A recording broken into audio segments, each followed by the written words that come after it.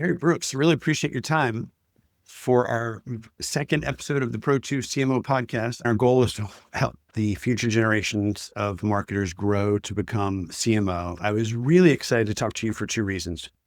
One, I think you've done an amazing job of developing people and teams, and you've had multiple people who have reported to you while you were CMO actually become a CMO. That's right. And then the other thing is, your specialty in SaaS software. You've had multiple successful exits, and that says two things to me. One, you're a really great marketer to help those organizations grow.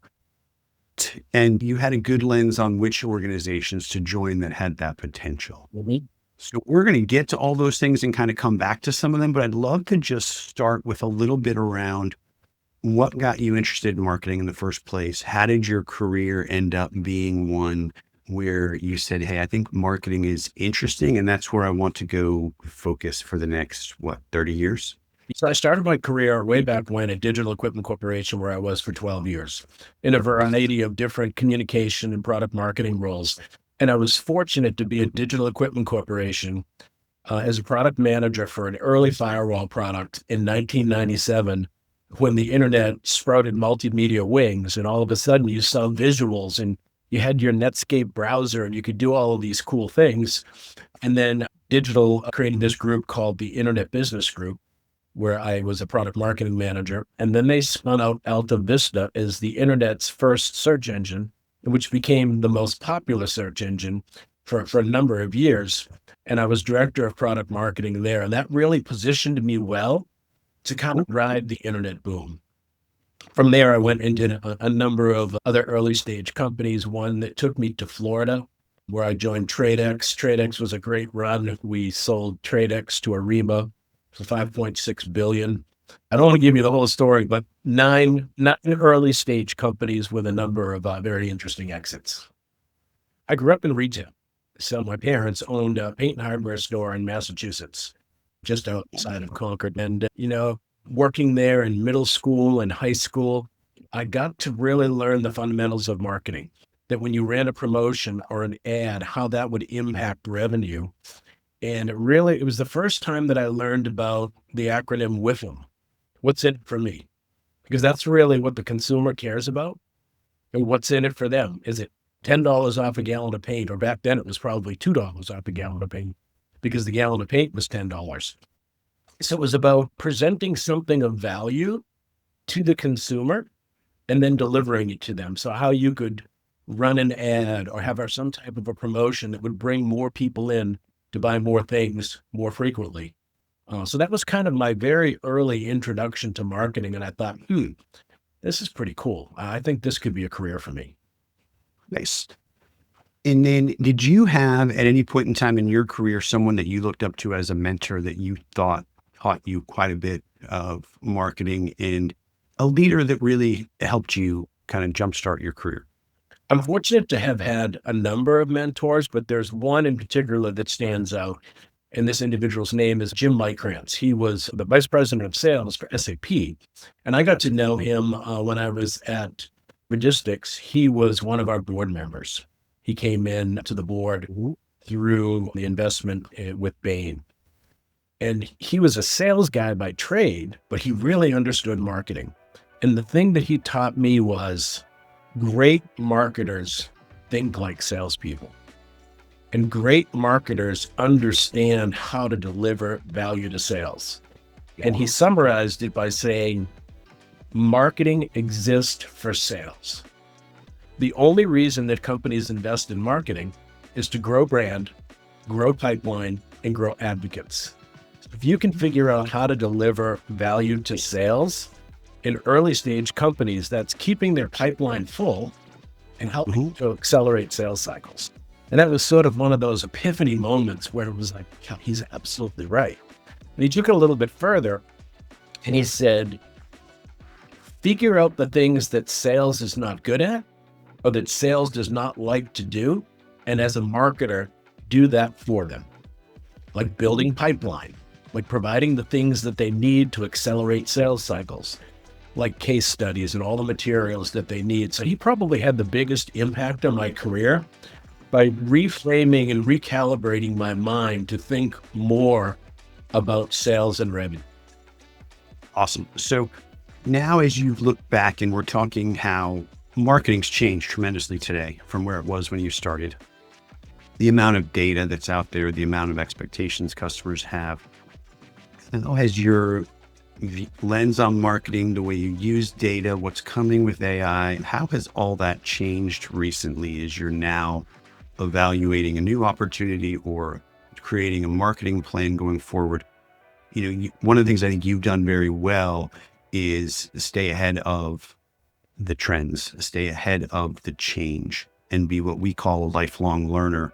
So I'd love to just get your take on, how that's important from a continual learning perspective, and how you view marketing today differently than you did 5-10 years ago. Yeah, I think marketing today is faster because of technology.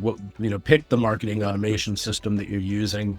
We happen to use HubSpot with ChatGPT, with all the AI tools, with the tools that you have to make sure things are optimized for search, like SEMrush, and make sure things are done grammatically correct, like Grammarly. The speed of execution has increased exponentially from 20 years ago. You think back to when you had to go to a copywriter and a designer and you came up with something, you had to test it, and it was very manual. Today, the speed of testing and the speed of execution is so fast. Just the things that you can do with ChatGPT and with the different automation tools to test campaigns. So we do a lot of campaigns and a lot of programs. We test them carefully to figure out which ones are performing the best in terms of whatever their goal is, generating brand or generating pipeline, and which ones deliver the best return on investment. And then we know where to double down. And so we've gone through that extensively at GetAQ, where we tested a lot of things. We broke a lot of glass, we cleaned it up, we figured out what was working, and then we doubled down on the things that were giving us the best return on investment. So I would say the biggest thing is ease and speed of execution.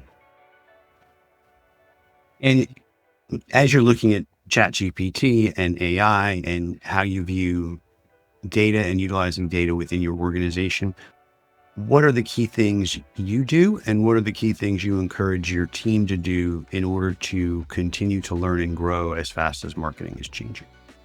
They have speed on what's going on. Subscribe to all of the AI newsletters that are related to marketing. When you hear about a new tool, test it, share it with the team, figure out how you can use it.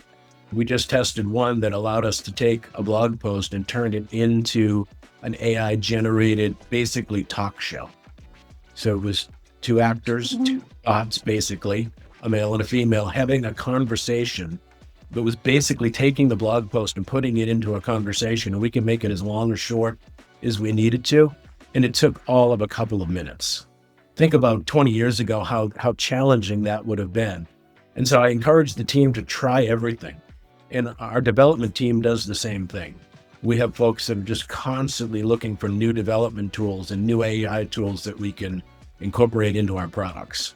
So we're okay with testing things and breaking a little bit of glass, but it's all about moving forward. And in an early stage company, you have to be courageous, you have to be innovative, and you have to be constantly testing new things, because we're competing against companies that are much, much larger than we are. Sometimes they have more employees in their marketing team than we have in our entire company. So we need unfair advantages.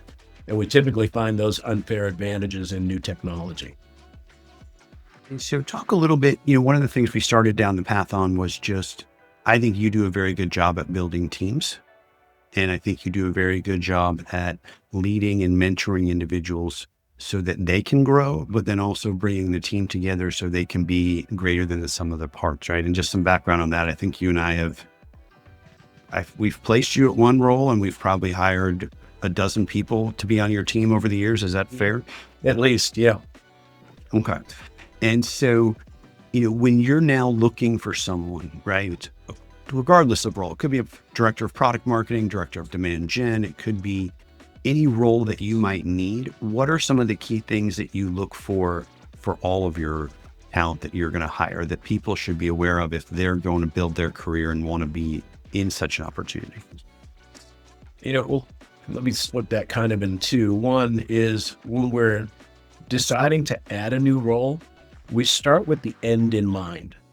So what is the quantitative result that we want that role to deliver? So we're very quantitatively oriented. So whether it's pipeline or whether it's followers or engagement, what is the quantitative result that we want to achieve by making this investment? Once we've figured that out, then we can move backwards a little bit and define the skills and experience that are needed to accomplish that quantitative goal. Now, once we have the skills and experience, we build our job description and work with Market Pro to go find that talent. But it really starts with that quantitative orientation. If we invest A, we expect to get B, so let's make sure that the person that we hire gets us to that quantitative result. What do we look for in all of our candidates? At CataQ, we have an acronym. I hope it's appropriate for this podcast that we call GSD. You have to have the ability to get shit done. You just need to move at a very, very rapid pace, focused on those quantitative objectives, and have that mindset of being all in. In early stage companies, it's not a 9 to 5. It's kind of a way of life. So we're looking for folks that have that GSD DNA, and they're all in, they're passionate about what they're doing, but they're also enough of a cultural fit where they'll get along with the team, but they're different in enough ways that we bring new blood onto the team that can help us come up with new and innovative ways of doing things. So we're looking for someone that has a very strong quantitative orientation and has that DNA to get things done, get out of the way. We've got a market to go disrupt. And so when you talk about you getting in and how do you onboard people into that culture, right? Because it's very different than a Fortune 500 company. To your point, you've got competitors that have more people in marketing than you have employees, right? And when you talk about you've looked for that, but then is there a specific way that you are able to set expectations with people in the first 90 days? Or is there a recommendation you have for someone that's going as a marketer into a early stage SaaS company? How should they approach their first 90, 100 days to make sure that people above them are saying, hey, we made the right decision? Something that we do in the interviewing process for the majority of our positions is we have that candidate put together a 90-day plan. So if we get down to our finalist, we'll share what the challenges are. We'll share what our quantitative objectives are, and then we'll ask them to put together the 90-day plan. We'll have them come in, present, and then we, together really dissect the plan to make sure that this is the type of person that has the mindset that can orient themselves around these that we have. A great for the quantitative orientation is just asking them about their last goal. Their last job. So what were your quantitative objectives in your last role? If they didn't have any, it's probably going to be a stretch for them to come into the organization. The second question is, what percentage of your compensation was tied to your accomplishment of those objectives? So the ideal candidate is one that has quantitative goals. They have a good chunk of their compensation, 20 to 25% tied to the achievement of those goals. And then, of course, we then want to know, how did you achieve in the last couple of years? And so as you're hiring today, right, and you're looking at manager, senior manager, kind of up and coming marketers, is there a specific gap that you see in the market where you would say, I'm interviewing a lot of candidates that just don't have this particular skill set and that we're looking for? There's a couple. One, and I mentioned it earlier, is return on investment. Marketing is an investment. There may be some companies where they look at it as a cost of doing business, but for most, Series A through Series C companies, most of them, until they have some type of a liquidity event, you're going to invest and you need a return, and you need to be able to quantify that return. And you need to partner with your CFO to make sure that we have the right tracking mechanisms in place to do that. So that's something that I've noticed is lacking in candidates. It's just the whole notion of a return on investment. And I try to explain it in terms of we're spending other people's money. Investors have put money into an early stage company and they want to get a return on that investment. So when a team member comes up with a campaign, a trade show, something, $100,000 investment, the first question I asked is, would you write a personal check for this? And there's usually that bit of a pause. And if you wouldn't spend your own money on it, we can't spend the investor's money. And then the second part of that is, could you convince your partner to spend that money? And so we have to look at it through that lens that this is an investment that we're making and we have to get a return. So I see that that's lacking a little bit. And then the second part is not having a good understanding of the company's overall goals. And the larger the company, the less aware a mid-level manager may be of that. Where in our company, in early stage companies, we want people to know what's your revenue goal, your ARR goal for the quarter or for the year. What's our net or gross retention rate that we need to achieve? What's the profitability rate? What's the goal for marketing, which is typically pipeline? And then what is the individual goal? And how are all three of those levels aligned from company to function to individual? And I find that to be a little bit lacking.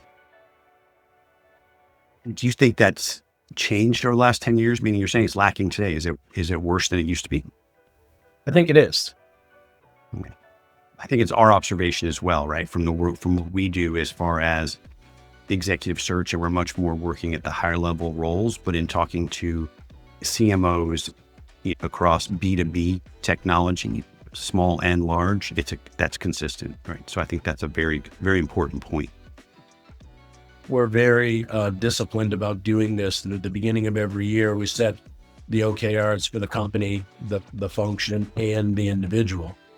And the goal is the individual should clearly be able to see quantitatively what they do and how that impacts the marketing goals or the OKRs for marketing, and how the marketing OKRs impact the overall company goals. One of the things that we talk about a lot is that marketing is responsible for pipeline. Pipeline is a leading indicator of revenue, or for a SaaS company, ARR, your annual recurring revenue. Pipeline is a leading indicator of company growth, company value. So when you explain it in those terms, that what you do in your role, whether it's social, content, pipeline, whatever it is, you're having an impact on the team's goal, and that's having an impact on the company goal. So when someone can see exactly what they're doing and how it impacts the overall performance of the company, I think that's when you have that great synergy and this magic happens there. And you talked about, I think it's interesting that you mentioned that your start in your career was in product marketing. Yeah. As far as how you came to become a CMO, it started in product. And if you were a young person today wanting to be in B2B SaaS, right, early stage companies, is that the area that you would recommend someone start? Or would you think there's a different area that may serve them better?